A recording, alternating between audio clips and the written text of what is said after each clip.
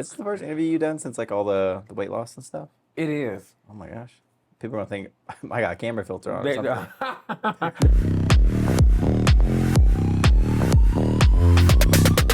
Let's go.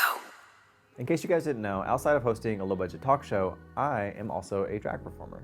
And if you've ever been to a drag show, you probably had a queen whisk by while her scent lingered. For better or for worse. And I personally like to remain on the better side of that spectrum. But then comes the difficult task of finding a fragrance. And that's where today's sponsor comes in, Scentbird. Scentbird is a new way to shop for, discover, and experience fragrances. With their online store, you can find new fragrances to try with easy-to-read descriptions, which include notes, what seasons or occasions they work best with, and with reviews from other people, that way you don't have any surprises. Each month, Scentbird will send you a 30-day supply of a designer fragrance of your choice in these convenient travel-sized containers, that way you can try it before committing to buying an entire bottle. They have indie labels like Skylar, Heretic, and Confessions of a Rebel, as well as name brands like Prada, Gucci, and Versace. And it's only $17 a month, which means fragrances that can cost upwards of $500 a bottle, you can try a 30-day supply for just 17 bucks. These are a few of the ones I tried this month. First was Maximalist by Deck of Scarlet. This one was a really warm fragrance with notes of pear and bergamot. It was honestly a little too strong for me for like day-to-day wear, but I can definitely see this being like a good fall nighttime fragrance. And next was Sugarful Kiss by Mitchell Germain. This one was almost the opposite of Maximalist. This one was a really sweet daytime fragrance with really strong notes of cherry. I can definitely see myself wearing this one for like brunch shows or like springtime gigs. And last was Amber Royale by Ormond Jane. This one smelled really good with like a lot of floral notes. I really liked it as a smell in general, but I think it's just a little too floral for what I would wear. Overall, I think Sugarful Kiss was definitely my favorite one of this bunch. I really like the cherry smell, and it's definitely one that I could see myself using for shows going forward. But don't just take my word for it, because you could find your new favorite too, and at a discount. You can scan the QR code or use the link in the description and use my coupon code MORPHOSIS55 to get 55% off at Scentbird. That's just a little over $7 for your first month. That's MORPHOSIS 55 for 55% off at Scentbird. Available in the US and Canada. And now, on to the video. Hey guys, welcome back to Give It To Me Straight, an ADA certified talk show. I'm your host, Matty Morphosis, and joining me on the show today is the multi-talented Miss Congeniality of Season 14, Miss Cornbread the Snack Jete. Did you just say ADA certified? Yeah. You just started. This is gonna be genius. Yeah. Hi. Hi, we're actually not ADA certified because like we got stairs and stuff, but Y'all do have stairs. There's no elevator, and I got a problem yeah. about that. I was worried about it, honestly. I was like, are we gonna be able to do this interview? We're gonna have to call it off, like, or like move locations, build a set downstairs or something. The ankle was broke a long time ago. I think we've gotten past that now. Well, I don't know. I mean, you out doing shows and stuff. You're staying busy, so you know you're putting you out there putting the weight on it, less weight now on it.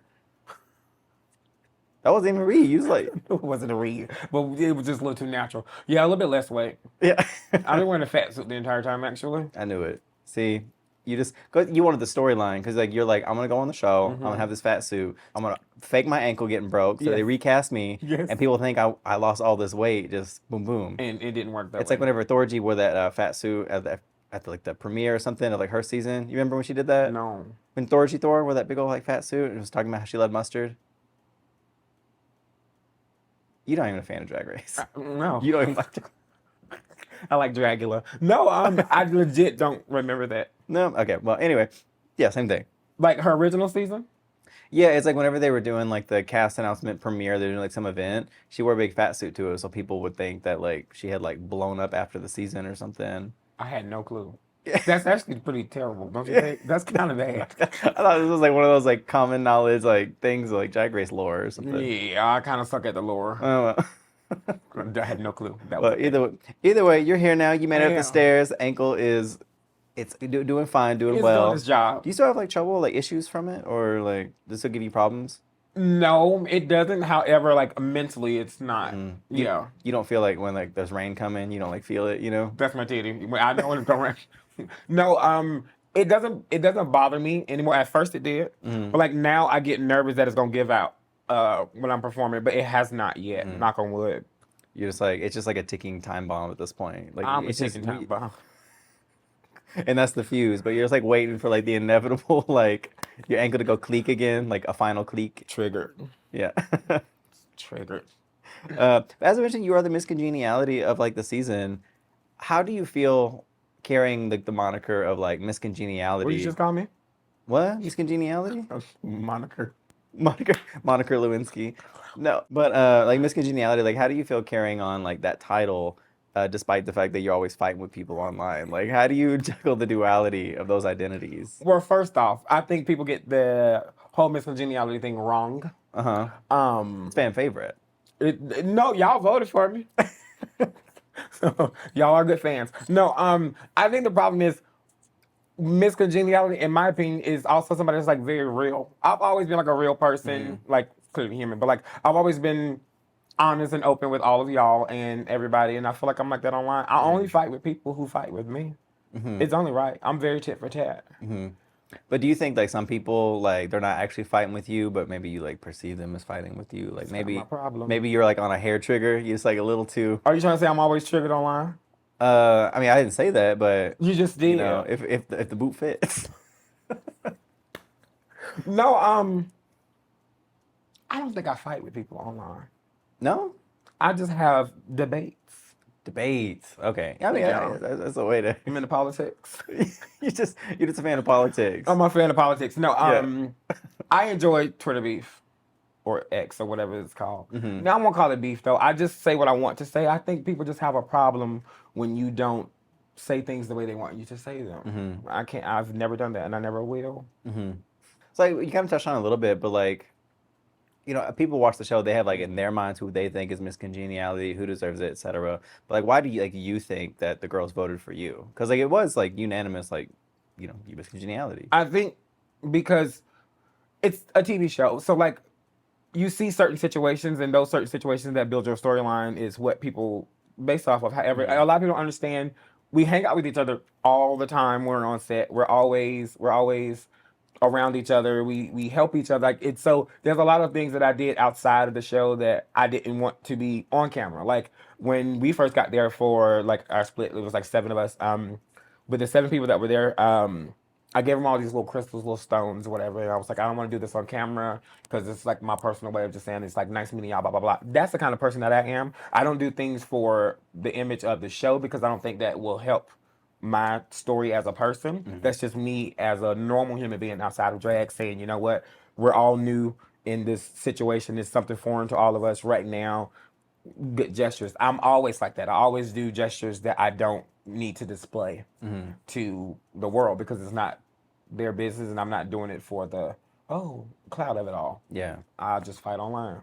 And that's what people see. And they're like, you're not congenial, you're me. But when people meet me at meet and greets, my favorite thing is You giving them crystals and they always go, you're so nice. And I'm like, is that a shock? But like people don't understand. Like I'm like one of the nicest people on the planet in my head. But I'm also delusional. I mean, two things can be true. Yeah, and both of them are. Wait, Yeah. did you just call me delusional? You could also say you were nice. You see how that's how I be on Twitter. I start saying I just pick that one word and just go with it. No, And you fight. Yeah. You dox me. Yeah. no, but I do think people you see a show and I get it. I understand how TV works. I don't know how reality TV works, but clearly the people voted for me. So what was the reason behind it? I'm a nice person. I really am. I was gonna like, kind of touch on what you're talking about. It's like stuff that happens like off the screen, you know, because like when the cameras turn on, you know, I'm right there with you. We both yelling at Jasmine. I get it. You know, so Yeah. people see that they're like, "Oh, you fighting with people. You can't be Miss Congeniality." But the cameras are off. Like you were the person that was like going around, you know, telling people like, "Hey, make sure you get some water. Do you need a break? Step, you know, pause." Like people panicking, trying to like help people, and like I don't know. It didn't feel like put on or anything, and that's why like I voted for you because you know in the short time that I got to know you, because you know we were boom boom. Oh, we were out Yeah. like a light. It was real quick. But I think that was my thing. It's like if you're gonna be friends with Jasmine, you're going to fight with her. That's just natural, and people need to understand that. Everybody that's friends with Jasmine, you're gonna fight with Jasmine because that's just where it goes. But also like builds the best friendship. But yes, I grew up in the theater world, and I grew up in like film and like television. That's what I did before for drag and stuff, and so I know how it is to be on set. And a lot of people don't understand when you do drag, most people or some of the people are not from certain backgrounds or like they're doing drag because they like to love to do drag. So I had a little more education on the entertainment side of TV and film. And when you're doing drag, you get in, you go perform, and then you go home or you party, whatever. However, with TV, it's like you're in there 18 hours, you're in there 16 hours, and a lot of people, it's new to them. So I knew the things that would help me to maintain some kind of mental breathing room or break I would always give that advice to the people that were on set. So I think Miss Congeniality was definitely deserved, and I will not argue about anybody's opinion saying I did deserve it or not, because their opinion's wrong. Not that it's their opinion, but their opinion Their is just opinion's wrong. just wrong. No, I like. I was happy, and people are always going to You say got like $10,000. I know you were happy. I was happy as hell, Yeah. and it just went to purses and perfume. Uh-huh. Problems, but no, it was worth the discourse online. But it's gonna always be like that. People don't like certain winners for too many things. People don't like certain miscongenialities to get things. It's like no one ever argued about your golden boot. Well, I mean, there's some discourse about it. You know, I don't know if they're like arguing about it, but you know, there's debating, politicking about it. Did they politic about it? There's some people online. They're starting to look back with rose-tinted glasses. You know, because people like me more now than they did when I was on the season. Yeah. So now they're trying to defend stuff, and they're like, "Well, you know, it told a story." And So who do you think should have gotten it? the Golden Boot. I wasn't there long enough to see any golden boot situations. I don't know. Your boot should have been gold. It should have been gold. I got the broken boot. You got the golden ones. Twins. I don't know. I mean, June's was literally falling apart. Yeah, that was true. Like mine held together. Yeah. So it stayed together. I mean, It did. you know. It did. I think about that lip sync all the time. That June just getting completely naked by accident on stage because it wasn't reveals. It was just yeah, reduction. It was just you know, sometimes it's a tearaway, sometimes it's a fall apart. It's you know, ooh, girl, it's giving fall apart. I like consider it stolen. Yeah. Edit that out. No, yeah, it's I like the golden boot because I think it's like a fun, like opinion based situation. I was sad they took it away, like the because it was like Lala, me, Selena, and then they stopped doing it. Oh, I did stop doing the golden boot. Yeah, because I think they didn't want to hurt feelings, but it's like It's one of the fun. one of the It's cute. fun things on the show. It's just like, yeah, it feels like just like playful shade. It is, and it's also like we know what we look like when we went to the show. Yeah. So it's one of those things like you grow and develop afterwards. But I think the golden boot would have been sickening. Did you get to keep the boot? You didn't get to keep the boot. No, I don't know. I don't even know where it went because like they had like the random pit stop guy come out or pit crew guy give it to me. Oh, the one with the black and white pants. I remember him. Black and white pants. Vividly. They came out, they gave it to me. They're like sponsored by DoorDash, but like they didn't. There was no money for it, so I was like, sponsoring what? They probably gave it back to DoorDash. The little Amazon boot that you bought. They could have That you keep took back? Yeah, you could have kept that one. I don't know. It's like you can say it's sponsored by something. Like sponsor what? Who got the money for it? Because it wasn't me. Well, this is true. Maybe they gave it to the person that delivered it to you. I don't. Because them So, service fees is high I on the guess. delivery app, so that makes sense. their sponsorship was just comping the delivery Literally of the that. boot. Did you take anything from the set? Y'all had the chocolate bar. You know the one that it was like this. Yeah. I had a little chocolate bar that I opened up. Yeah. But that's the only thing that I took because everyone else like shoplifting left and right. Like that little wall outside of the workroom before you walk in. I whooped that thing's ass when I was leaving. I stole every cotton swab, makeup remover package I could. My suitcase was a lot heavier. I didn't have to lift it. I barely even took stuff from craft services because I was like, I don't want to take too much and seem greedy. And then stole a sewing machine. Literally, I stole all the Slim Jims. Slim Jims. Yeah, I used to be like really addicted to Slim Jims, still am. And they always have boxes of them there, so I took literally every box on my way out. You want a lifetime supply of Slim Jims. Slim Jims and a broken ankle, and I was just levitating my leg and just eating Slim Jims all day. It was worth it. And look at you now. It worked. I am the Slim Jim. Yeah, they advertise it right. Those Slim Jims. It's giving you all what you eat. Yeah. I'm dressed like one today too. But like talking about like the the discourse like online and like kind of having debates with people online as it were, politicking. Politics. Were you like always like that? Did you used to be more of kind of a turn the other cheek type person, or have you always been the kind of person to kind of face like confrontation head on? I was never turned the other cheek, but I always did show my ass, no matter what kind of situation it was. I think it's so how I grew up. My mind has always been. There's a difference. I know I joke about opinions and stuff. There's a difference between you saying you dislike a certain thing and you just being nasty to people. Even like during our season, like I got so many like when like the arguments and all those situations. Even when in the first episode, I got so many people who didn't say they disagreed with what I said or they didn't like my talent show. It was more so, oh, you're disgusting and you look like this and blah blah. So it became a thing of I will go back and forth with you when you get to the level of disrespect. There's a difference of Cornbread. I didn't like this look, blah, blah, blah. Okay, cool. I probably agree with you, but that from Drag Race from season 14. However, when you start digging, that's another situation. And like Hershey always says, when they go low, I go to hell. So like, let's go. Like only So when Hershey says that? Hershey says all the time. I feel like Hershey doesn't even do that online and stuff. Did I miss it? Hershey don't do what? Hershey like fighting with people online? And she politics. She politics online, but like she's like me. It's only situations where it's like we give you access when we're on the show. I get it. Competition, boom. Talk about the drag. Talk about what you like and what you dislike. That's on you. It's just a disrespect, and she's like that too. When it gets to a point of now you just saying stuff you got no business, then why would I not say something back to you? And don't let the show fool you and think, oh, they're not going to say anything because they don't want to get in trouble with the show. I don't give a damn. I have an opinion. I had one before the show. I'm going to have one afterwards. So, yeah, it's that. It's not necessarily arguments. It's more so people need to learn that you can't just say what you want to people and expect them not to say anything back, especially me. Did you deal with like bullying and stuff like whenever you were like in school, like in younger? Because you grew up in like the South. Yeah. Too. So is that kind of like how you like tackle that situation? Like some people talking shit, you just kind of just immediately give it back. And... Yeah, I was very because obviously I grew up in South Carolina, so at the time I was a chubby black man, and that's three different. I mean, chubby is definitely something that's common in the South. But it was like those three things were three different battles, like being queer, being chubby, and being African American, obviously in the South during certain times. So those are three different things I had to like deal with. I always found myself having to, I won't say defend, but you have to put your foot down so people can understand. Like, if you don't, then they're gonna run over you, and that's what it was in the beginning. It was like a lot of people like sending me like the little vomit emojis and all this stuff like that, and like talking about like my body weight and all this stuff, like which none of that bothered me. But at the same time, if I did not put my foot down, not the broken one, if I did put my foot down, then it would just continue to happen. And I feel like more people from the show need to do the same thing. Like, I get it. There's like PR and all this stuff like that, and making sure you're doing everything correctly, but also don't take disrespect from people. We're all in the queer community. We're already dealing with a bunch of stuff. Yeah. As it is, why sit here and just poke the bear at the wrong kind of thing? So yeah, I've always had to defend myself, and I'm going to always stand by it for sure. So your perspective, like a lot of the negativity, like after the show that was coming for you, like online, it's very reminiscent of like, oh, it's like I'm back in high school again, back in middle school, like the same bullshit. But in high school, I could get suspended. Now I can't. Your Twitter can? No, it won't.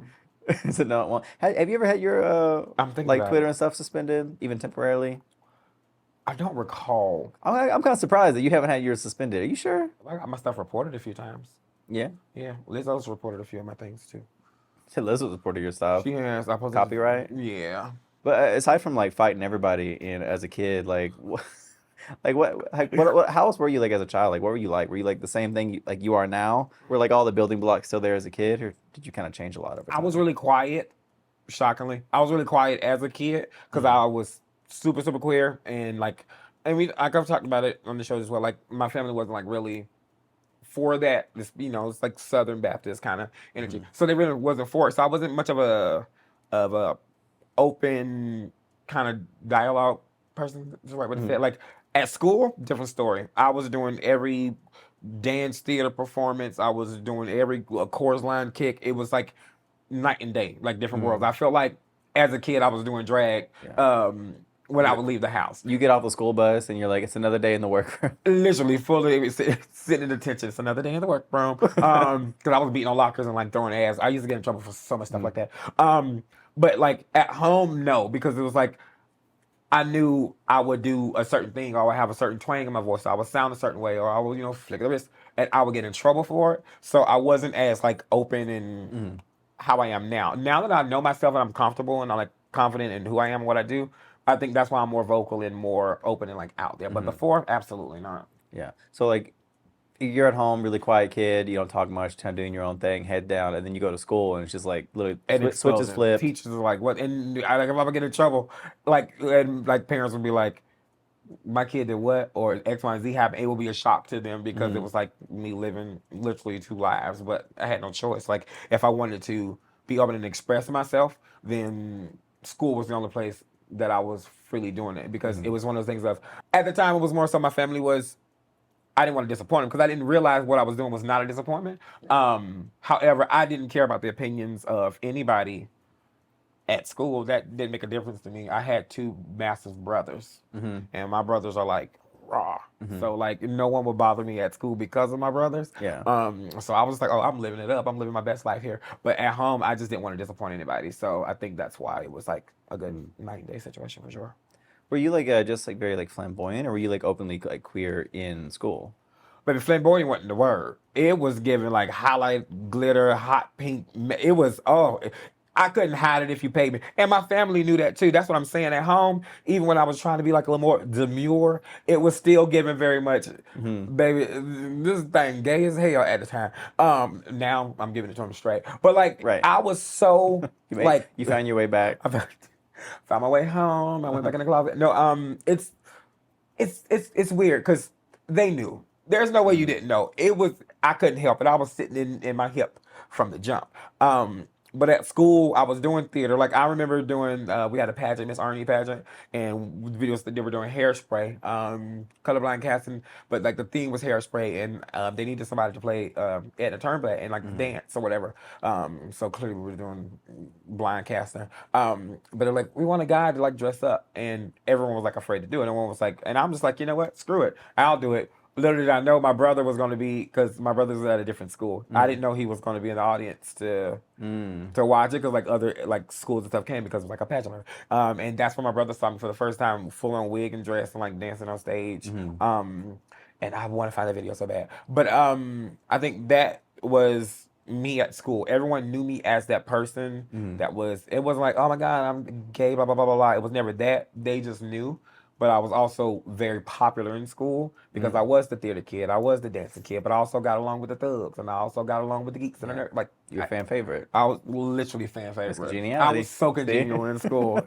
Stayed in detention, but the people loved me. Yeah. So it's just, my life is just very parallel. You passing out Slim Jims in detention. Nah, hold up, we're not doing that. Don't nobody get no Slim Jims. No. We passing out reeds in detention. We ain't getting no Slim Jims. But yeah, Just cutting up in the Chocolate Milk Illusions Lounge.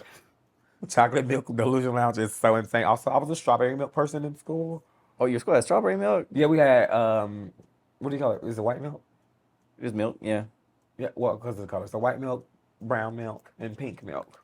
Yeah, pink milk was like a rarity. It was like from my school. Like every now and then we got pink milk. There was one time it was like banana milk. It was the best thing I ever had. They had the It was, vanilla like, milk one was time. cute too. How was it? Vanilla milk. Vanilla milk? Yeah. And oh my God, during pizza days when they had the breakfast pizza for breakfast and then the little lunch pizza, the little square, they were always giving me two. Maybe that's why I got big. But the lunch ladies liked me a lot too. See, it's good that like the other kids liked you because it kind of gave you like this buffer, you know, the social circle. But the lunch ladies liking you, you know, it's like they're all feeding you. I love me some lunch ladies, honey. And that's probably why I got big. Now it all makes sense. Everything is just adding up. You always had like an extra fruit cup. Yeah, I was the extra fruit cup. Maybe that's you were networking. I was networking with the lunch lady, sitting there having a good conversation. Oh my God, I used to have so many of those. They used to give us the corn dogs that were like wrapped, but they were like pancakes with a sausage in the middle. Always got extra those.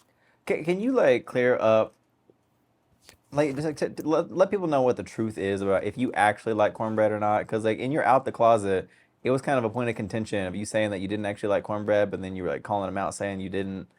For saying you didn't like do you actually like cornbread? He set me up. And Okay. I was like, well, shady, but but like he set me up. I was like, oh, I thought the cameras and stuff was off, but the microphone stayed on and was still hot. I do like cornbread, and I know how to make cornbread, but it was a big thing. A lot of people were just like really confused, like very confused. Yeah, I mean it's not like the biggest pressing issue our country's facing right now, but it's something we just It pressed the people, but they were like really concerned. Like a lot of people asking me that. Because like people used to bring cornbread to for, like meet and greets and stuff like that, and then they were like, "I didn't know you disliked it," and I'm like, "Who told you that?" And I realized it was me. I told them that. Yeah. What's like your thing? Because like Hershey for her it's mayonnaise. Like what's your thing? Like that I'm obsessed that you can with? obsessed with. You could eat it with anything, anywhere, anytime. Oh, ramen. Just ramen. Oh, it's bad. Like I'm not like a like instant or you mean like just nice fancy ramen with the egg and stuff? I don't give a damn where it come from. It can be the cheapest one to the most expensive one. I'm gonna eat it. Like I eat ramen too much. Like I'm not like a condiment like a mayo kind of person. Like I ain't like that. But I'm a ramen hooer. You were. Bougie. Yeah, I'm like obsessed with. I will probably eat ramen almost every day. Mm-hmm. Yeah, oh, it's so great. Cornbread's album, Ramen's Revenge, coming soon. That was a good one, Ramen's Revenge. I have to. No, but I'm a big fan of like anime, Naruto, and Naruto's like obsessed with ramen, and I think that kind of what started it. Oh, so you're just a weeaboo stereotype. That's all that is. It's so bad. Yeah, like very bad.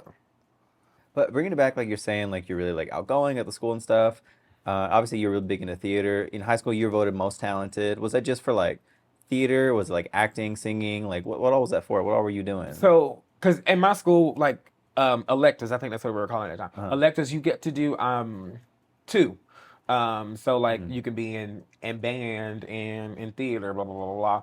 Blah. I think they knew that I was not going to be the normal child. Okay. I was like very very educated, like I'm really good in books and stuff. However, but they let me do whatever I wanted to. So I was the only kid that was in dance, chorus, theater as well, and also play football. Play football? I played football. I did cross country. Okay, so I like walked during I- cross country. in a lot of the research that I do, like I find like all kinds of stuff, but stuff that I'm just like, it's not that important, or some stuff I'm like, I don't know if that's accurate or not. And I saw like your name on like these cross country sheets, and I was Yeah, that like, was me. I was like, it's probably like it might be like a different, so and so. Not at all.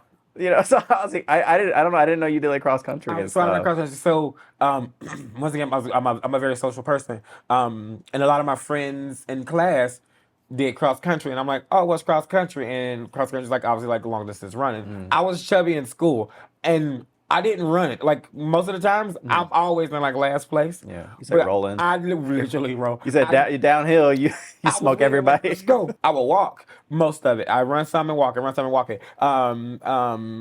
And my coach at the time, Miss Belka, she always she would go with me, like during practices and stuff. She was like, "Oh, I want to like walk and run with you, so I can know your pace and like would teach me." And it's like that was a very like personal relationship, and that's what is something that I wasn't getting at home. So getting that with my teachers and stuff was like fun. So my friends were doing it. And I was like, you know what? I'm going to join cross country. And I was like, this is like a 5K. I'm like, this is like long. But I was that chubby kid who always go to the meets. I'd walk, run a little walk, and then at the end, everybody would sit there and wait for me at the line to finish, and I like do a little sprint. And the first time I beat somebody was a school who made their basketball team do cross country just for conditioning, and they didn't know the course too well. And so by default, they went the wrong way, and I ended up beating 5 people. Yeah, that counts. And I was like, yeah, I ain't in last place for the first time in my life. But yeah, I did cross country. I love cross country. It was like a lot of fun. I used to do shot put and discus. See, like it's not to make like assumptions, Yeah. but like I've never heard you talk about any stuff like this.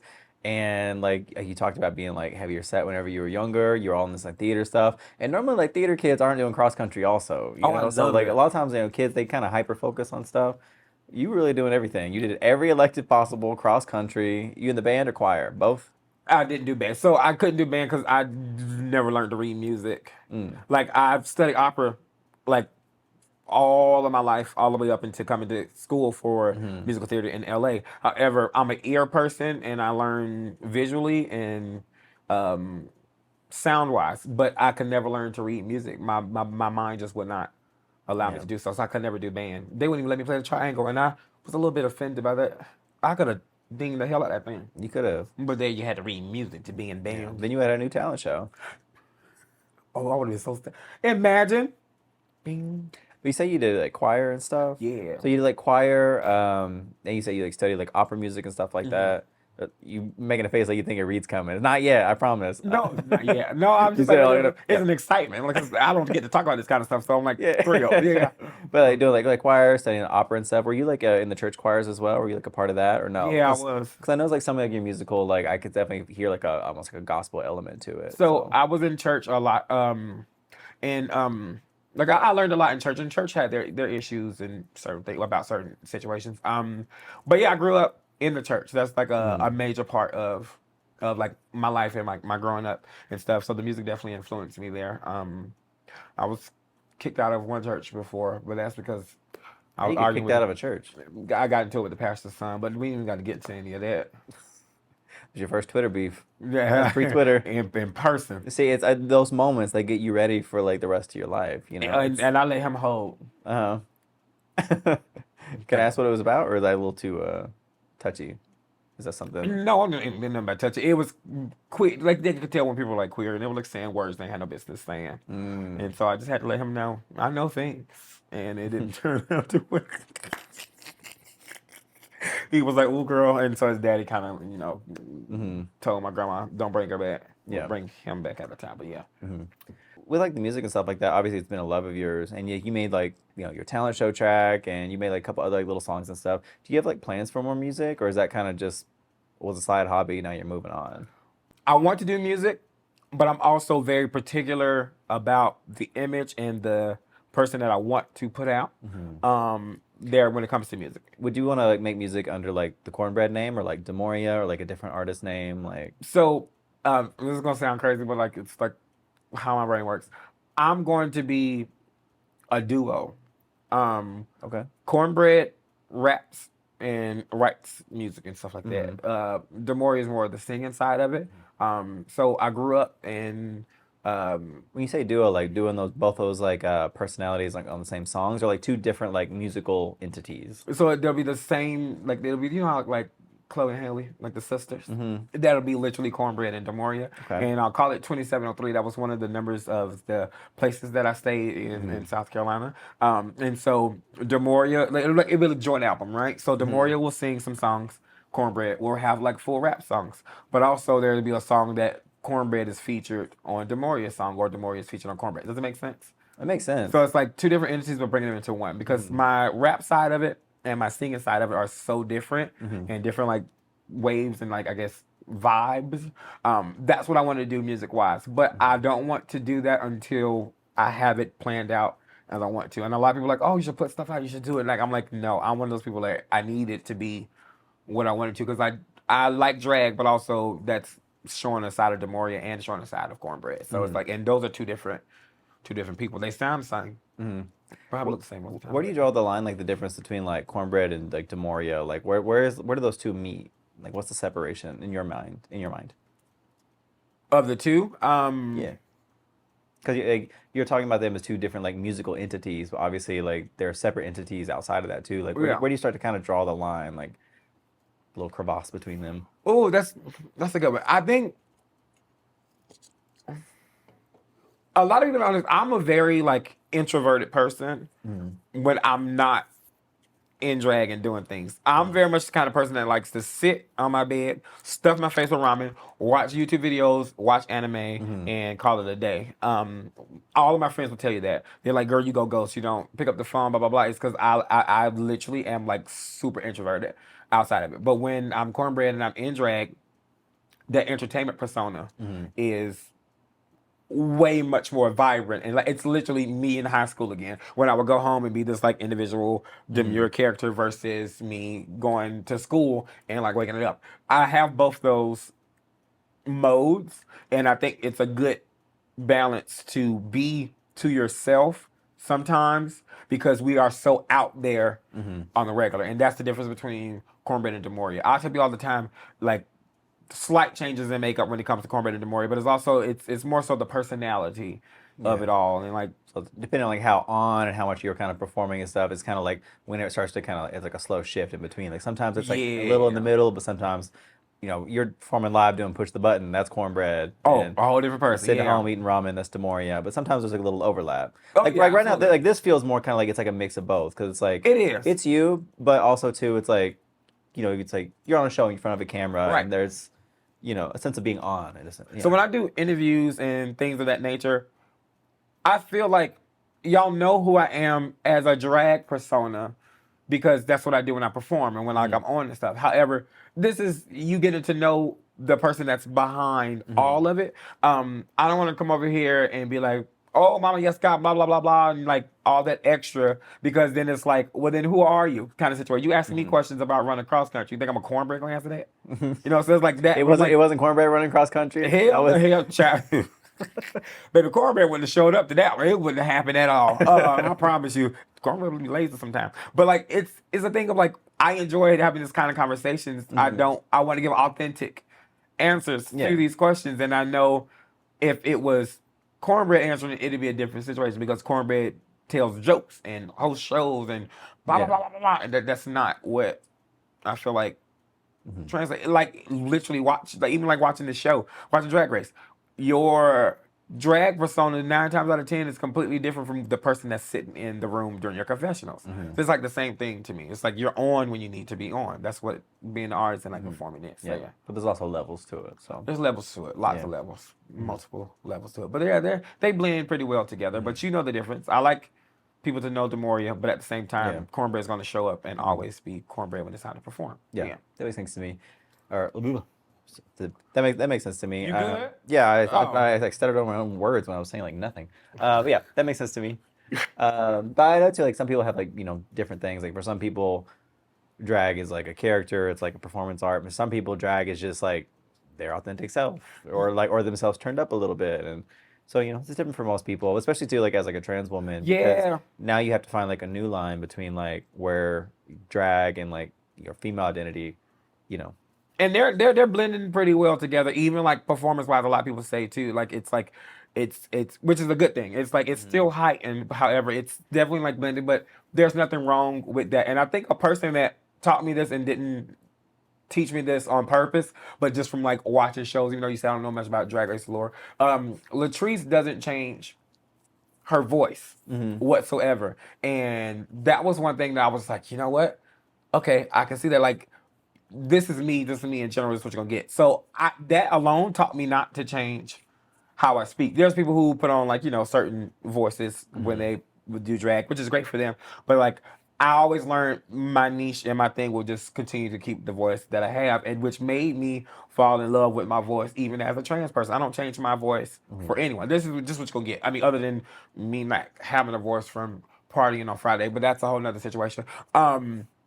They taught me that in Chi DeVane's story on Drag Race, when Rue was telling her how they loved her personality, and they don't change that Southern country like way. It showed me, okay, cool, I can still be my normal self, but also be a heightened version of it in drag. So like those small things let me know that okay, I don't have to be night and day all the with certain aspects of it.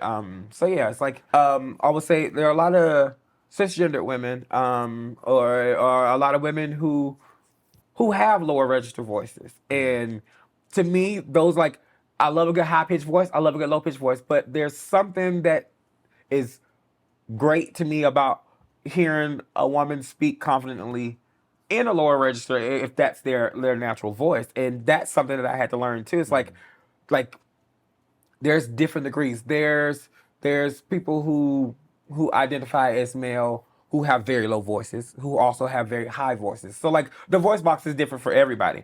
I think it's a mental thing of like learning for myself. I don't have to change it because am I changing it because I don't like it, or am I changing it because I'm trying to please someone else? And I'm past the trying to please someone else's like mindset of who I am trying to be authentically. So I enjoy my voice, and it is what it is. You know what's in front of you. You know what's real. You know I'm a woman, so deal with it. Yeah. So I'll never change it. Yeah.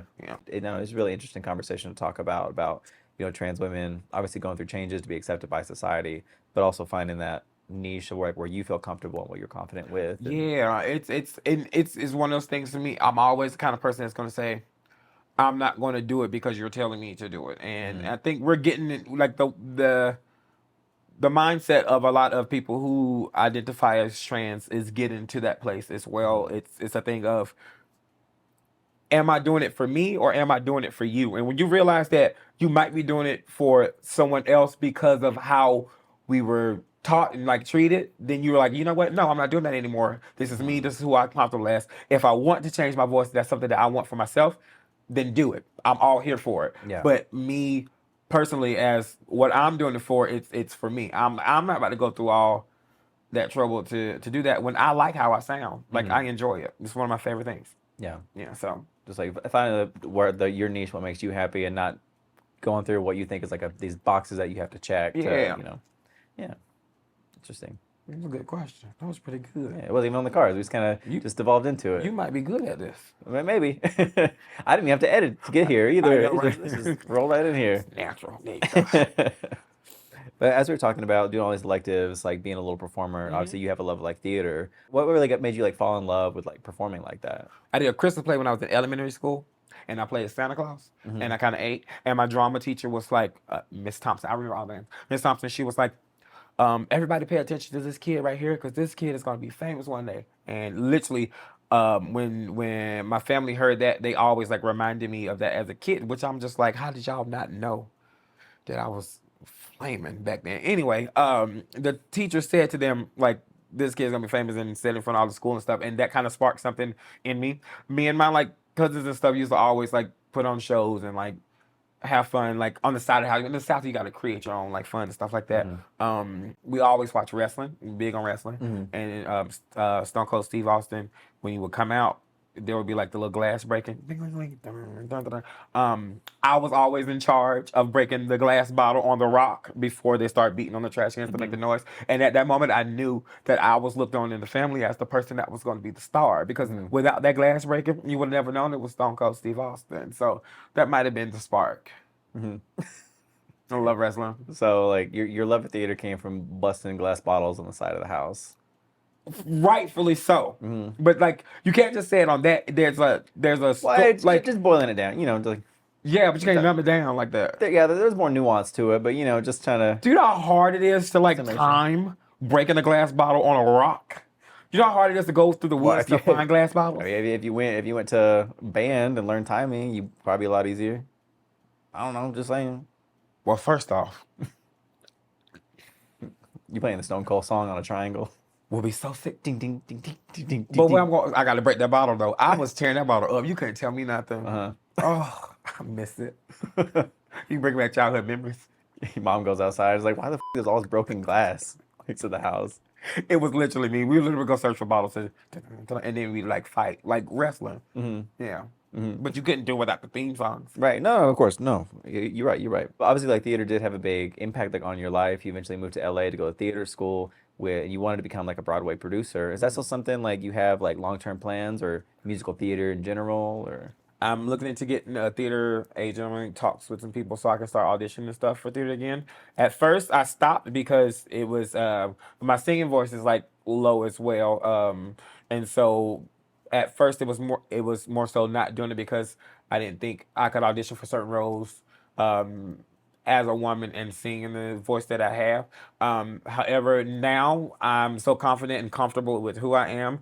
I want to go audition for roles for male parts as well as female parts. Like I look at it as like a drag situation where it's like, if I'm booked in this theater show and the part calls for a male character, I want to be able to walk in the room and say, yes, I want to play this character and be cool with it. So at first it was never a thing because I was like still figuring myself out. I was like kind of scared. But like now I'm like so confident in it, I would easily go in there and say, give me this male part. Yeah. Explore more. Yeah. Yeah, but like moving to LA and going to school for theater, like even despite the fact that you didn't like finish your schooling, you still were like an accomplished actress, because like you even won a Cine Award for most memorable performance for Tarzan. Oh, how did you find this? I didn't even know you can put your leg up that high. That's crazy. But like Tarzan, oh my goodness, you a nosy ass mother. This is crazy. I did you're a Turk. Yeah, I was a Turk in Tarzan. It was at a theater in North Hollywood. It was like one of my first like, It was a. Can you still get your leg up like that? For other purposes, but yeah. I saw that. I was like, oh, where was that? Foreshadowing of me breaking my ankle. That's crazy. Oh, that's wild. I was waiting for it. Yeah, you won the Cine. I mean, you won like awards like in high school for theater too, like little theater things and stuff. Moving on, college. I didn't even remember the whole Cine situation. That's crazy to me. Yeah. That gagged the hell out of me just now, though. Like, I haven't seen that in so long. Like, you're unlocking memories. I'm like, wait, that's crazy. Being an adult has its high points. Like, you can eat ice cream for dinner anytime, or stay up as late as you want.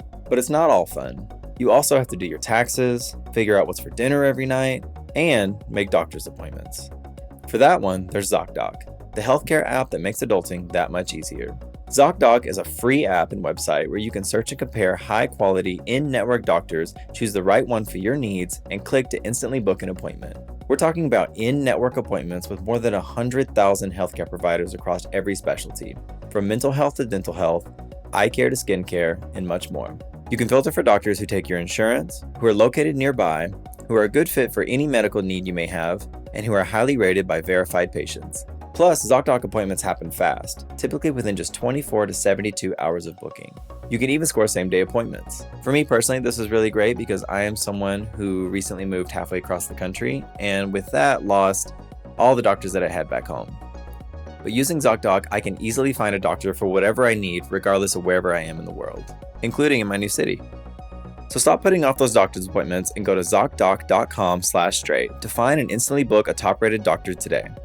That's ZocDoc.com/STRAIGHT. ZocDoc.com/straight. But a lot of the skills you learned from acting, you transferred over whenever you started doing YouTube skits with Brandon Rogers. Yeah. Yeah, which I think it's where a lot of people, it's kind of like how a lot of people got introduced to Drag Race because they saw like content like Willem online. Mm-hmm. A lot of people first saw you on Brandon Rogers skits. How did you meet Brandon Rogers? Like, how did you get involved in all that? I met Brandon at a music video set. So this was my second week in drag. Okay. One of my friends, his name is London. He was producing a music video for an artist, and my friend was like, yeah, I'll produce a video only if you put my friend in it. This was like him trying to help me get a start. Mm-hmm. And so I get there. It was all of these drag artists sitting around the table. Lady Red Couture was there. Pandora was there. Disasterina from Dragula was there. It was a good group of people. And then there was me in drag. The person that was artist was in drag. And then there was this random person in all black. And I'm just like, who is this? Like, everybody here is in drag. And then, boom, there's Brandon. We didn't know much about him at the time, but we sat next to each other. There was monkey bread on the table. You know what monkey bread is, right? Mm-hmm. So there was a delicious monkey bread on the table. And we were sitting next to each other. We were and eating the monkey bread, trying to figure out why the hell are we here. And so Brandon was like, oh, I like really enjoyed everybody. I would love to work with y'all. And I was the first ego and was like, yeah, I would love to. And then he actually hit me up to do stuff. And then I ended up following him on social media and then realized like he had like a really big following and was like, known for like making videos and stuff. So we met there randomly on the music video set. Neither one of us was going to show up. We were both going to call out, but we actually ended up going. And we've been working together since then.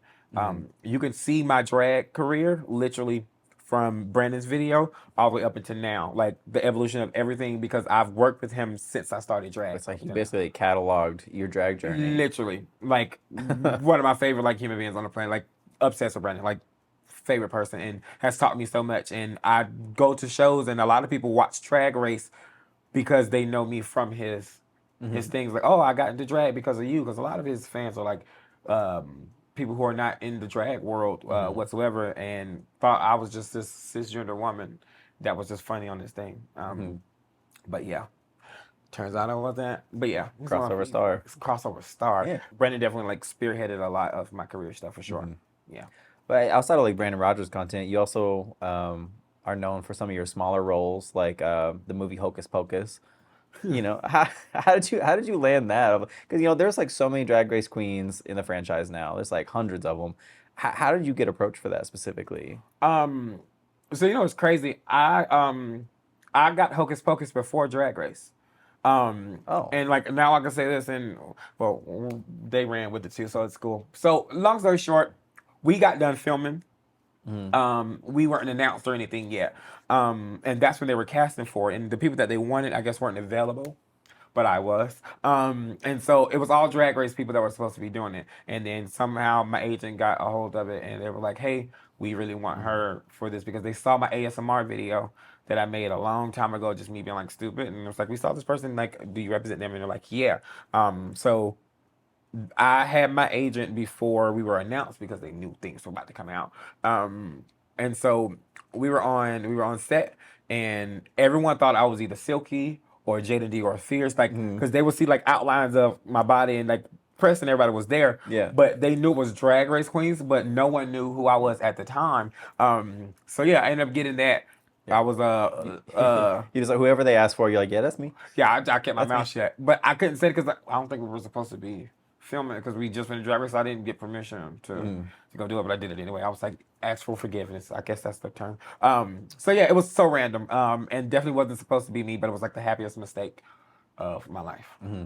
Yeah, that's crazy. I saw like as soon as our season like aired, right after it, you're on Hocus Pocus.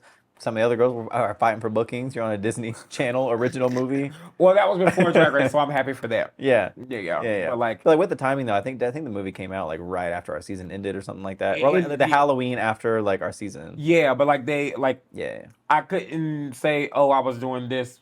Like when people were like looking to see who it was with Ginger and Kimora, no one knew who I was. So it was like funny seeing all the press stuff, and I've like been called every Drag Race plus size black queen on the book, but no one knew it was me. So that was a good little secret situation. But even going there, Kathy Regina was like, oh yeah, I'm friends with RuPaul. She talked about how she got Bob on the show and all, or how she talked to RuPaul about Bob, all the stuff like that. She said, you know what? I'm going to call them about you. I said, baby, don't do that. And I was like, no, it's okay. It's good because she didn't know that I already filmed the show and stuff. I'm like, you about to get me in trouble. I'm about to get myself in a lot of trouble because no one knew that I was doing it. But it was like really sweet of her. And Ginger obviously knew and Kimora obviously knew that I was on the show too. So there was just like kiki and laughing about it. But yeah, it was cool. Definitely illegal. Should have been there. Sorry about it. No, literally, but like it was worth it. Honestly, I was like, let's risk it all. Oh yeah, you're in Hocus Pocus. Like, like Hocus Pocus is like, yeah, come do this. I'm like, that's one of those iconic like childhood movies for a lot of us. So I'm just like, why would I not be there? And then obviously Bette Midler's there. Yeah. Musical theater. Like, hello. Yeah. Like you're gonna ask forgiveness to go hang out with Bette Midler? No. She's so funny. But in between Hocus Pocus and theater, like somewhere around the middle of that, you started doing drag. But my understanding is that you kind of got into drag against your will. It's a similar story to like Mohar, where basically other people kind of coaxed you into drag. What was that story? Like, what was that? Run me through that timeline. My drag mom, Calypso, there was this competition in Orange County for queens who were new, never have done drag before. And she was like, you should sign up for this. And I was like, oh no, I don't want to do that. I can never do drag, blah, blah, blah, blah, blah. So cut past that, I would always go watch drag shows. I love watching drag. I just never thought it was for me. So I went to my friend Diana's show. I would go every time she had it. And they do audience participation, and Nicki Minaj was the song. It was Anaconda by Nicki Minaj was the song, and one of my best friends was in the music video, so I knew the song by heart already because I was like, egging my homie on. And so I was on stage and I was doing a performance as audience participation during the intermission, and Kylie Sonique Love looked at me and I was like, you should try drag. She was like, you were very entertaining during the intermission, and it was like, and you could tell this like something that's like fun for you, so you should try it. So when she said that to me, I was like, okay, cool. And then I knew there was a competition that my drag mom recently talked to me about. I'm like, okay, things are like lining up. So I did it, thinking I was going to do it one time, and then just fell in love with it. But Kylie definitely told me that I was going to do drag. I should do it. So Kylie Sonique Love origin story is kind of like one of the biggest first dominoes for you in like your drag career. Yeah. Damn. And she was a trans woman too. That's crazy. Sasha Colby told me I was trans before I knew it. She said like she was teaching me how to push my boobs together at a show. Obviously before all this happened, and she says, "Oh, one day you'll understand." And I was like, "What does that mean?" So it's literally all trans women have spearheaded, and I think I knew. They knew before I did. My drag mom, trans. She could smell it. They all smelled it. Yeah. I mean, it was a short journey too, because like you started drag, you did it for just like a couple years, made a big name for yourself in LA, and then immediately get cast for Drag Race. Do you feel like you were ready for Drag Race when they called, or do you feel like it was still kind of early in your drag career?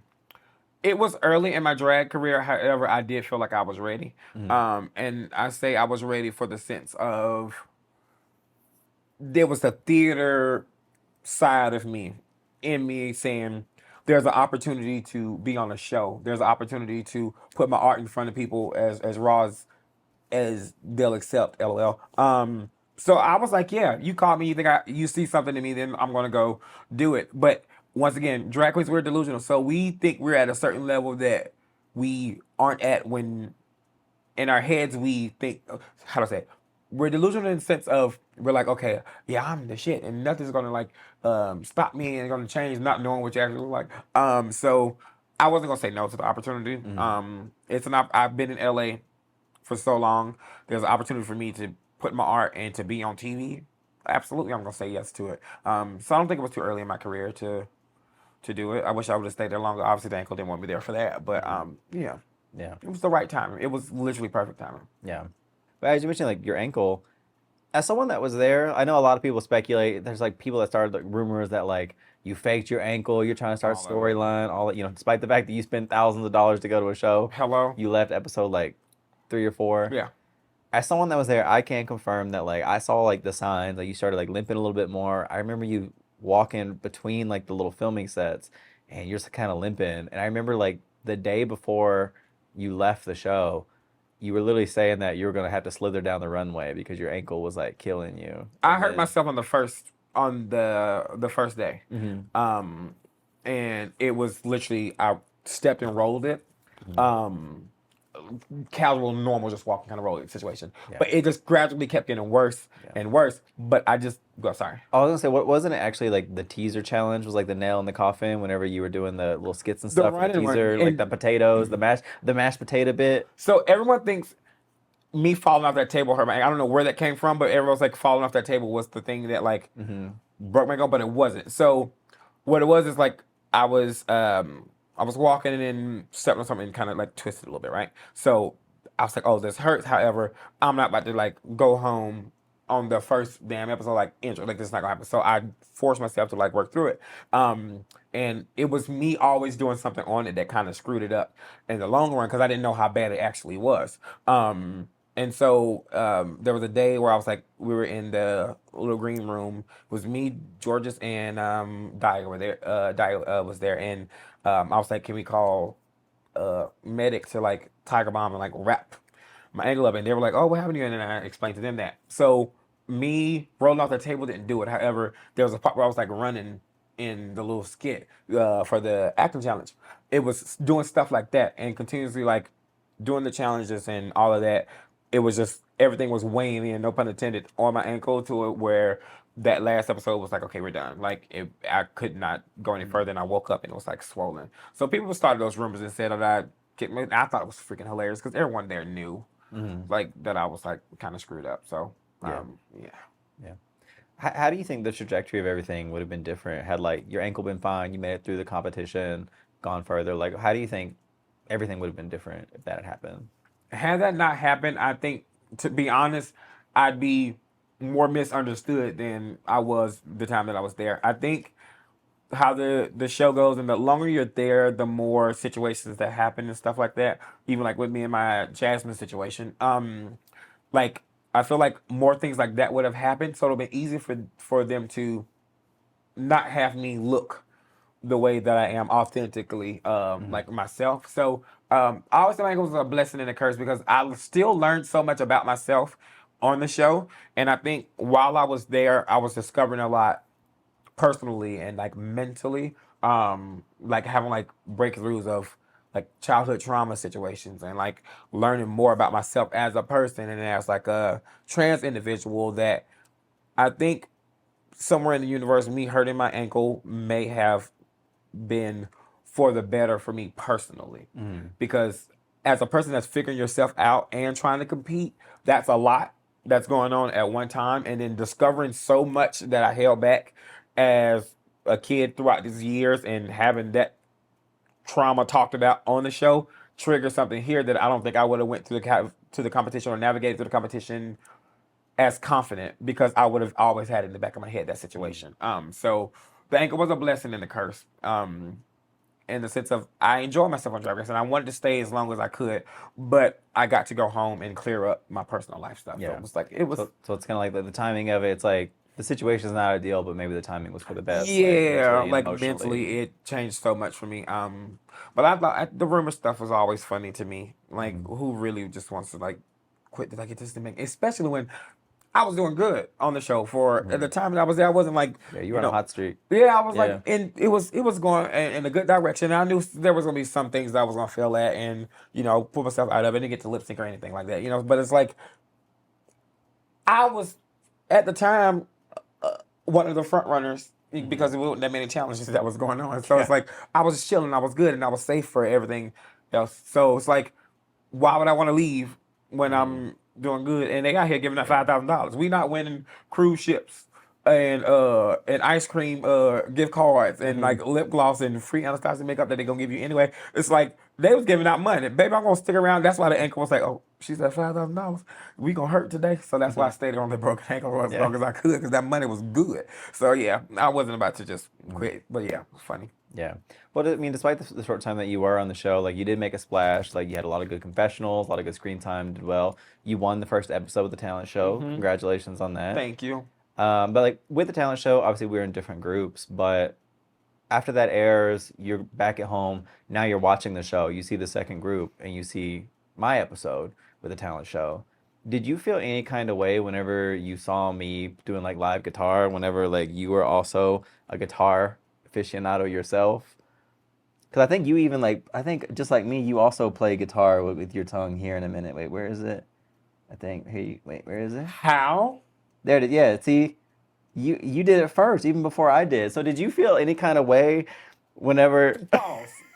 Where did you find this video? Now, there's a certain thing as investigating. How do you find that? Do you know how long ago that was? I think you were like... I don't. That's crazy. I think you might have been like 15 or 16 or so. That was me and my theater friend's room. We were literally just... You were talking about how you didn't play music, but there you are. Just cutting up. But yeah, the OG. How did you find that? That's crazy. Can you send me that? Yeah. I'll see if I can find the link and send you the whole video. Can you just go find everything for me? Because at this point, you teach me more about myself and my childhood than I told you to suppress it all. But like, that's crazy. I bring you a portfolio, like a little, like a file, like everything. Yeah, the FBI file of like you, like you're. Honestly, they should hire you because this is insane. But also, you stole my act. I did. I found that. And I didn't even know it. I saw that video of you and I was like, oh, Cornbread playing guitar too. And then you did like the mouth thing. I was like, get out of here. That's wild. It's those things where you like hang out with your friends and y'all do stupid stuff like that and you forget about it because it's like, it's a normal, like everyday situation. But that alone is like making me think about a bunch of stuff. And now I'm like, I'm about to message my friends. That's nuts. You had gagged me. And I was sitting this whole time like, oh, man, they're not going to find nothing. Like the Turk done got me together because I wasn't expecting that and that. Yeah. Well, I mean, I can't really find like a lot of like bad drag photos because like you only did drag for like 2 years before you got on the show. And I delete a lot. Yeah, well, you delete a lot. But I mean, also too, it's like, well, your drag character, it's like you were never trying to be like super glamorous big pageant queen. You know, like you did look where you had just like the cracked egg on your head and stuff. So. You know, so I can't really find embarrassing photos. So. It wasn't too terrible. But like, you find embarrassing childhood stuff. But you shredding on the guitar, yeah. I ate that up low key. I should have did that. You did. There's like another part of the video where you like straight just headbanging. I was like, I don't know how that mask stayed on. Because you had the tape underneath. I had the tape, yeah, and I had a little cap too. Yeah. But during your time on the show, like obviously our season was known as being the trans-tastic season, all the trans girls on it. And you were actually transitioning during the show without being like public about it. But when did you start to realize like your trans identity? I think drag was a big part of it. Because I would feel more comfortable in drag than I did out of drag, and I would never want to like after a show I would like always want to stay in it. Like I was like never like trying to escape it, right? And so it was small things like that that kind of spearheaded the campaign to do what I needed to do. And even like when coming out as trans, my oldest brother always said that they knew. But they knew I could not put a title to it. I was still figuring it out at the time. So it's something that's always been like lingering, but I just didn't know how to place it. And so drag was definitely something that kind of helped me figure it all out and realizing how I felt being in drag and that feminine energy 24/7 instead of just for work per se. So yeah, drag definitely was my journey into it for sure. And then we got drag race calls or like official calls and stuff like that during like December, January time, I think. And I got those calls January 14th, season 14th, when we were on, and then my birthday is January 14th. And when I signed up for like HRT and my first appointment, they were like, oh, we have an appointment coming up. January 14th can be the day to do it. So it was just like divine intervention of all the 14s and like my birthday still being my birthday for both stages of my life. So yeah, I think it all happened how it was supposed to, and then going to Drag Race while starting it. Oh, that was crazy! Like filming, while starting that transition was insane, and especially like hormones and stuff, like changing your like mindset and like how you think and like emotions and stuff like that. It was like a lot, and I think that's probably why I was crying so much on the damn show. I was crying a lot. So yeah. But with your transition though, you weren't really like hiding it during the show because like you're walking around the workroom wearing your little muumuus and head wraps and stuff Yeah. like that. You were never like really mask presenting on the show, but like why did you not want to come out then like during the show? Because I'm still really, really close to Tevin, and Tevin is my dead name self. But like I don't look at it as a person that I want to like forget. That's a person that I always said all the time. Tevin was my bodyguard for Demoria until I realized who I was, so that was my protector. Um, Tevin was the person that came to LA to pursue a career in TV. Tevin was the person that came to LA to pursue a career in theater and to be in the front in the limelight. That was the person who had to go through all those struggles as a kid to growing up and going to all those rehearsals and practices and running through woods and getting to know people. So I told myself I can go there and give more of a female presenting for like our confessionals and all that stuff. But that was my last hoorah to Tevin to say, hey, you did it.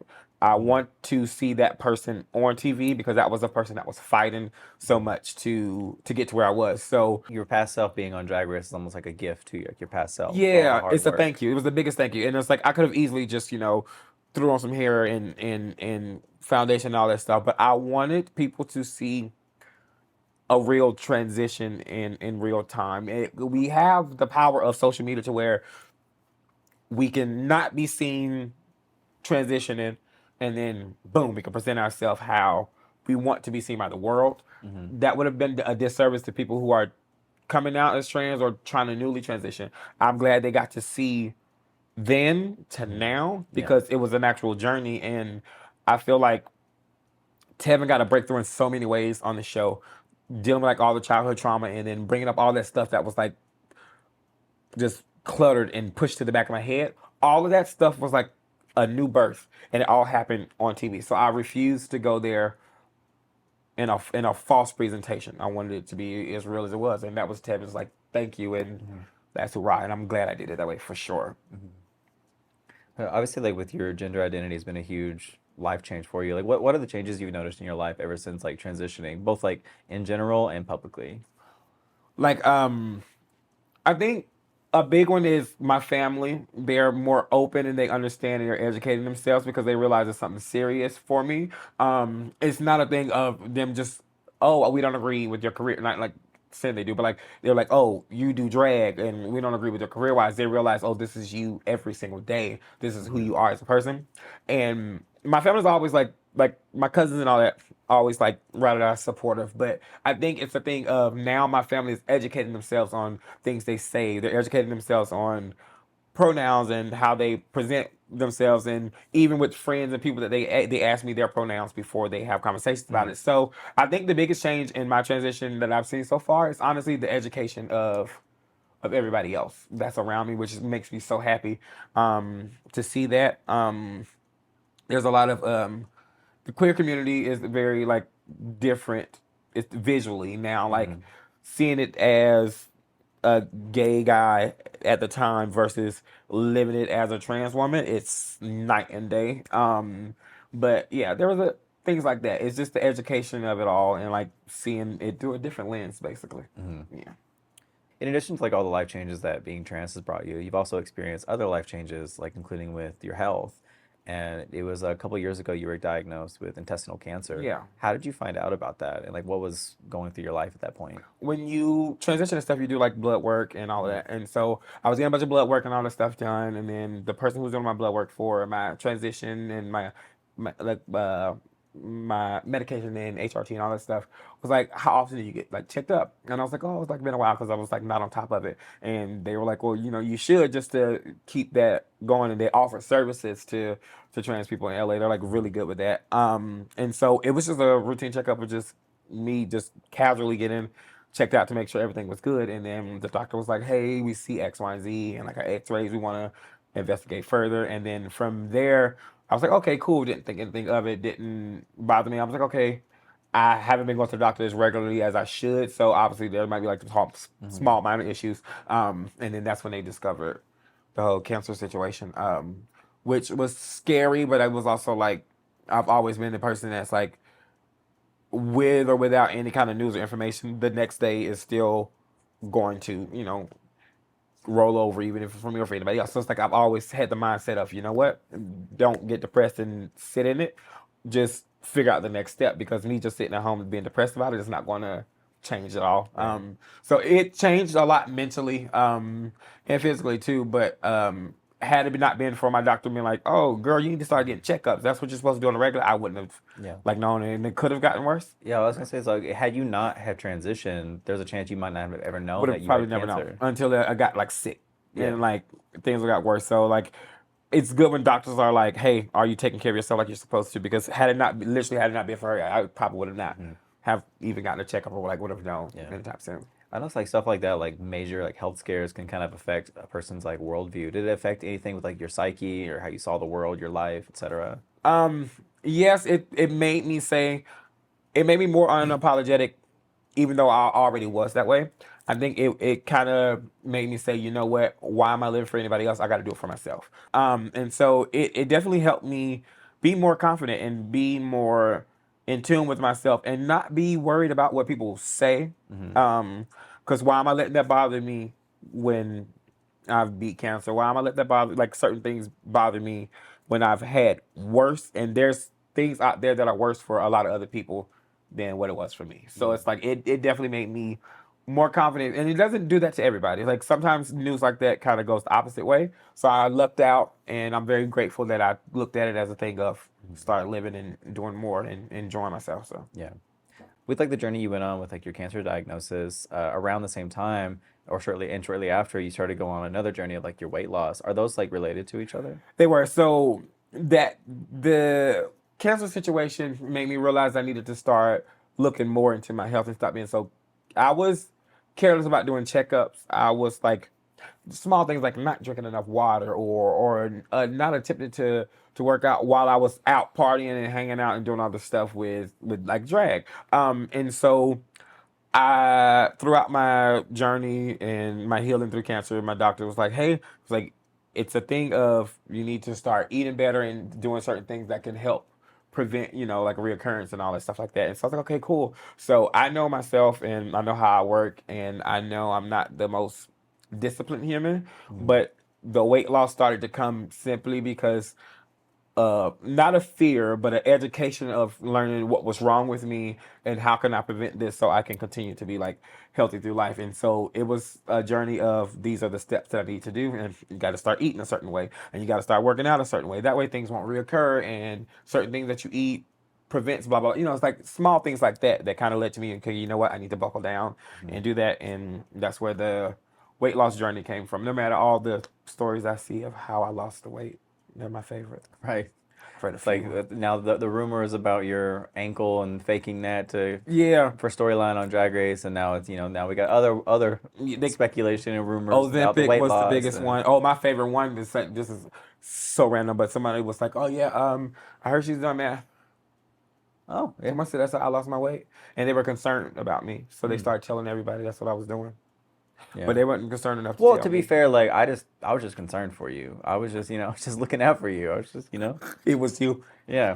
No, See something, say something. it's just stupid, but honestly, yeah. No, but I was glad to clear up that it was a purposeful weight loss, because a lot of people were nervous that it was the cancer that was like making me lose the weight, and they thought I was sick. So I wanted to make sure, like, it was in a good way. They were concerned, so I was like, no, it's not that. Like, it was a choice situation. So I was like grateful that people were like concerned and like was like worried about it, but that wasn't the case. So you gotta be scared, people. Yeah.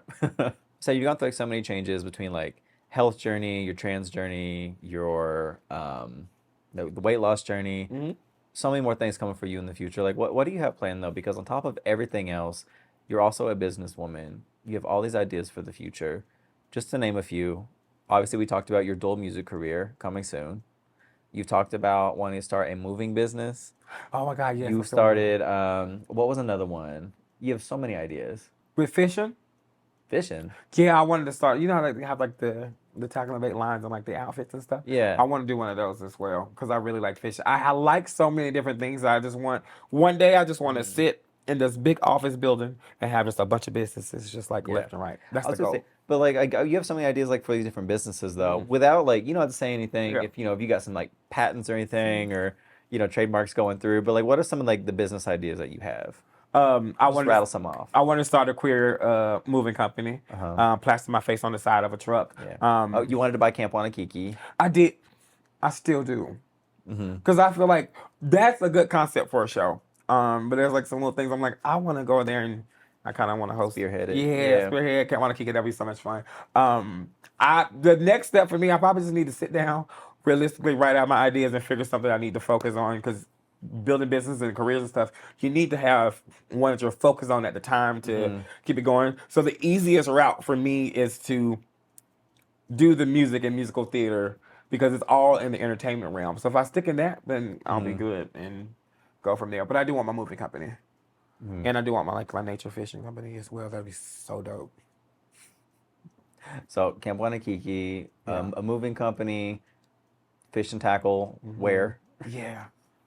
Oh, you have your own like the Cornbread line at Bass Pro Shop. Literally like stuff like that. Oh my God, you know how sickening that would be? Little pride section. Little pride. It's just gay as hell. Yeah. I want all of that. It's gonna happen. But it's like I feel like if you do a certain thing and you establish yourself in one realm, then you can start branching off and doing all this stuff. Trixie got motels and all that shit like that. But it's like there's ways. I know there's a lot more you told me about. We're gonna wrap up filming. I'm gonna beat myself up for forgetting. But you've told me like so many random business ideas that you've had, and they're really good ideas too. Yeah, maybe, but we'll never know till you try. Damn, you said maybe. That's good. All right, don't be buying none of my fishing gear when they come out, and don't ask me to help you move. But anyway, on that note, that is the last bit of time we have and the last of my cards. But before you go, I did want to give you a gift. Thank you for coming here today.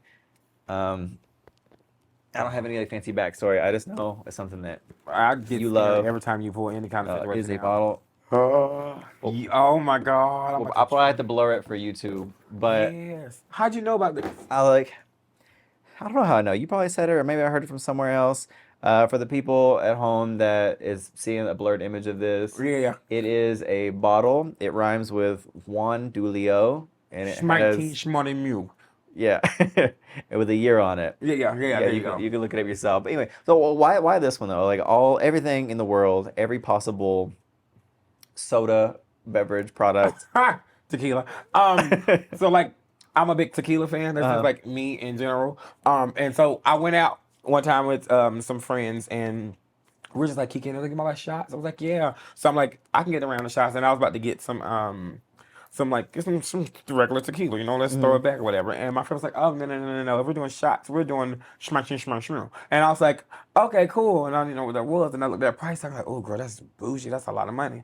Then we took the shot of it, and I was like, it opened me up to a new world. So it's like the first expensive tequila that I had. So every time I go to any kind of party or like housewarming or like event, and you're supposed to bring something, this is what I always bring in this little case. Yeah, that was my favorite. I never like heard of it until I heard you mention it, and the first time I ever like saw it in the wild or heard about it, it was out at Piranha, which the drinks are like super expensive anyway. Yeah. It's a nightclub in Vegas. It's what it is. And someone ordered a shot for them and their ex, and I overheard like the price, and they were charging $50 a shot. Yep. That's crazy. And it's like it's great. It's a really good one. Like I've experienced all of the tequilas. That's I'm a connoisseur. But this will be like my go-to, and it's like my gift when I go to people's like houses because it's a cute bottle too, and it's like it looks nice. It's definitely you pull that out. It definitely has a certain air about it. Je ne sais quoi. It's got something to say. Yeah. Without saying it. Without saying it, but it says a lot. Yeah. I cannot wait to pop that open. Do you have any crazy stories with this specific beverage? Like. With you, like things you have done? No. With this? See, this one keep me level-headed. Now, you give me some of that plastic bottle stuff, baby, it's over. The stuff that they pour you at the club, the well, I don't even remember the night. I couldn't even tell you the story. But 1942 does me well, and you don't have... Schmighteen Schmorta Schmew does you quite well, and you don't wake up. We could probably say 1942, and that would just be like the code word. Just Okay. 1942. We Yeah. could say that one probably. Okay, cool. I ain't trying to get nobody. YouTube's really sensitive with like monetization and stuff. I am sensitive. But aside from your cow print rug, drinking 1942, where can people find you? Like, what are your socials? Do you have any like shows or tours or events or anything coming up? Or are you still just chilling right now while you're moving? Still doing shows, obviously. Like I post like the flyers for those kinds of things. No like big tours or anything like that. Just like the regular, fly here, fly there, do shows. Social media is always the same. Cornbread the snack. If you are sensitive, please stay all off of my Twitter /X. Yeah. Or if you want to fight, hit her up. But I don't fight people anymore. No, I'll make one statement and everybody else go in for me. So I'm like, yeah, I like y'all. But what's the word whenever people like go to prison and they come out better? What's that called? Not rehabilitated. What is it? Reformed. Reformed. Yeah, reformed. I'm Twitter reformed. Twitter reformed. I'm Twitter reformed. Yeah. Because I got goons. My cousins on Twitter. They do all the work for the me. big ones. The big ones. Yeah. Those are my brothers. But social media is all like Cornbread and that kind of stuff. The normal kind of stuff. Look out for my moving company, my fishing company, as well as me buying schmeps from the shmee. They better give it to me. I don't care. I'm mad. I don't know why they don't. I don't know. Well, rude. But that's where they can find you, and you guys can find me right here. Make sure to like, comment, and subscribe so you don't miss any episodes. And join us next time whenever we have somebody else. That's not me. What you trying to say? That I wasn't good enough? That you excited for somebody else to come do it? No, I'm just like it's like a little bit I do where I say and I'm like announcing the next guest, but then I just say it's somebody. My bad. else. I thought I was on the internet again. Yeah, I know you're the old Cornbread's coming out. I ain't touched my phone in a minute, so I'm like, I need to get back on there. No, I'm kidding. By old Cornbread, we mean 3 hours ago on Twitter. Literally, yeah, probably so. Yeah. Shady ass mother. Anyways, bye guys. And thank you again to Scentbird for sponsoring this episode. Make sure to use my coupon code Morphosis55 to get 55% off your first month at Scentbird. Links in the description. Let's go. This dino nugget is real. I thought you were joking. Yeah.